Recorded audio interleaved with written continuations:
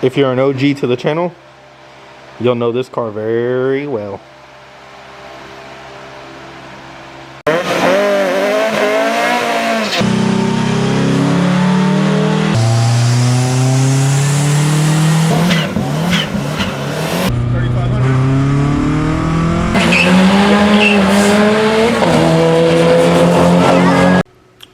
Alright guys, welcome back to Yost Built, and hope you are ready for a video showing you exactly what it took to make that Dodge Spirit / Plymouth Acclaim run 1130 at 125 miles an hour.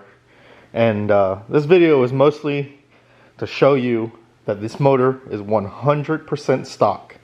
Doesn't even have head studs in it. Doesn't have anything besides the oil pan was taken off to put a return line on it.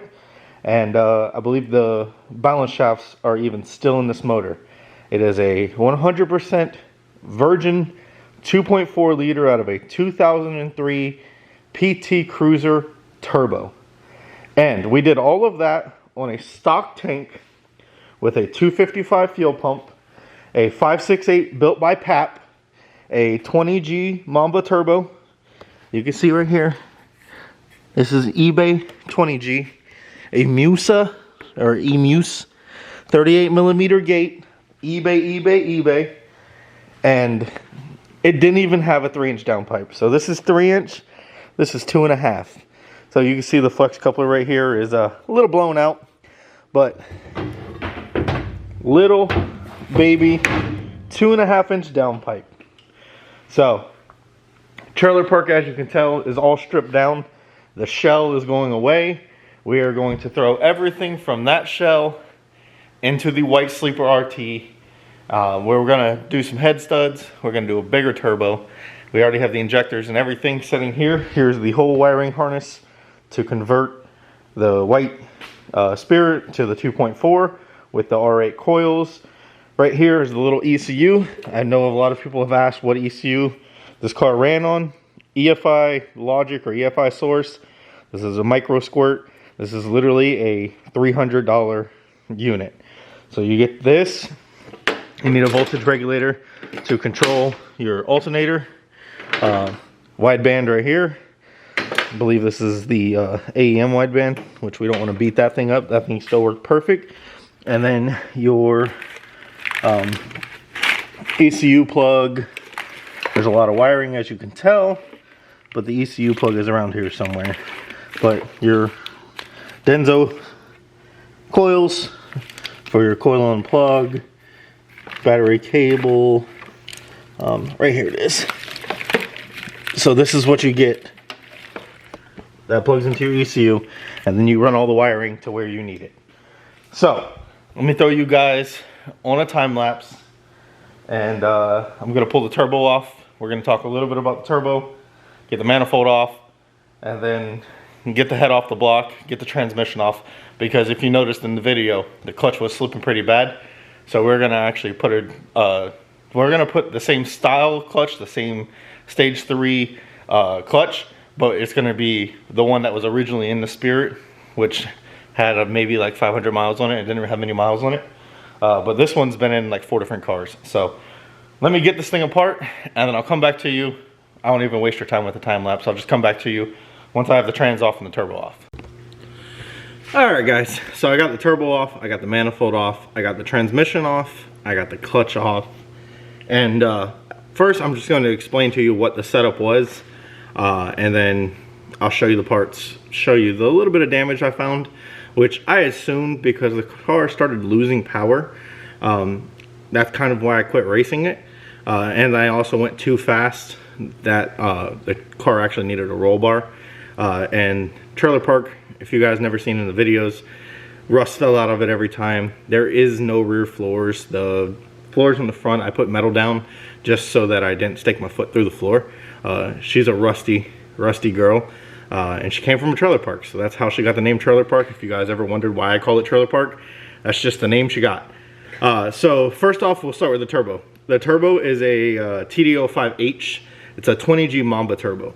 Now, if you guys are trying to figure out how I made 500 wheel torque on a Mamba turbo, it's not a stock 20G. It has a billet 11 wheel compressor. It has a big T3 back housing. It's equivalent to like a 90 something AR. It's 10.5 I think centimeters or something like that. It's equivalent to like a 90, 70, I think an 80 or 90 back housing. So it's literally like a billet wheel, the best flowing back housing you could put on it. Rev 9 cast manifold. So the manifold itself is just a cast log. Rev 9. It was ported. The wastegate hole was ported. It has a eMuse wastegate, as you see, 38mm gate. The intake manifold was a SRT4 intake manifold that the end was chopped off of, and it had a old school, like mid 80s 52mm throttle body on it for the sensors and everything to make it idle. It used a caliber SRT4 3-bar map sensor. So that's why when we got to the 29 pounds of boost on the dyno, we actually were past what the map sensor was reading. So the little spike of 31 and then it coming back down to the 20s, we could still control the feel and everything, but once it spiked past the 31, we kind of had no control of what the car was doing. So we got to the limit of what we could do with the parts we had. So there is some damage. I haven't pulled the head off yet, but the manifold, the turbo manifold actually has 2 large cracks in it. The turbo itself looks phenomenal. It also was running on 1000cc snake eater injectors, which a lot of people have problems with them. From what I've seen in the personal machine flow testing them, the spray pattern isn't that great. So idle and low throttle drivability is not great, and I know a lot of people have problems with them, but some sets work great, some sets don't. So it's like a hit or miss thing. I know when I was at S-Stack, someone with an SRT4 had a set of snake eaters, and they were having low partial throttle and idle problems. And I told them, you know, just take those out and try a different injector, because they seem to work good for a while, and then they just quit working, or they have small issues. So another thing I wanted to show you here, I'll pick up the camera now, is the clutch. So as you guys seen in the videos, she slipped a little bit. You can see the flywheel is super heat treated. The clutch itself actually doesn't look that bad. You could see the heat marks where she was digging in, and she was trying to grip as much as she possibly could. Here is the Mamba Turbo, like I said, upgraded billet wheel. Everything still looks phenomenal. The turbo spins easy. I actually don't see any problems with this turbo. We're going to save this turbo for a later project. Here's the manifold like always, but if you look down in here, I don't know if the camera will pick it up, right? Zoom in camera. There you go, you can see it.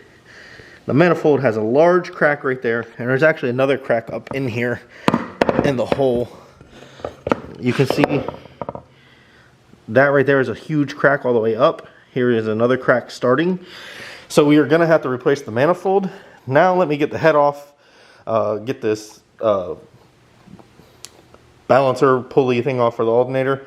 I'll get all the timing belt off, pull the valve cover off, and then once I get to that part, I'll start the camera up again, show you guys what we got. You could say the clutch seen a better day. You can see all the clutch material flying around in there. So we have the valve cover off, we have the cam caps off.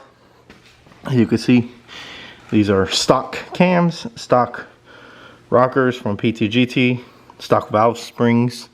You can see the stock head bolts down in there. I don't know how well the camera is going to focus on it all, but you can see this thing is 100% stock. Cam seals rusty. She got a little oil leak. She got a big oil leak right here on the head gasket. So I'm going to assume the head gasket might be hurt a little bit. We had to get the EGTs hot enough to crack one of those cast iron manifold, log manifolds. So she might have had some good heat in the top end. But let me get the cams the rest of the way out. Let me get all of the roller rockers off. Get the head bolts out. Then I'll get back to you guys once I actually have the head lifted off. So you can see stock head bolts, stock head gasket, stock everything.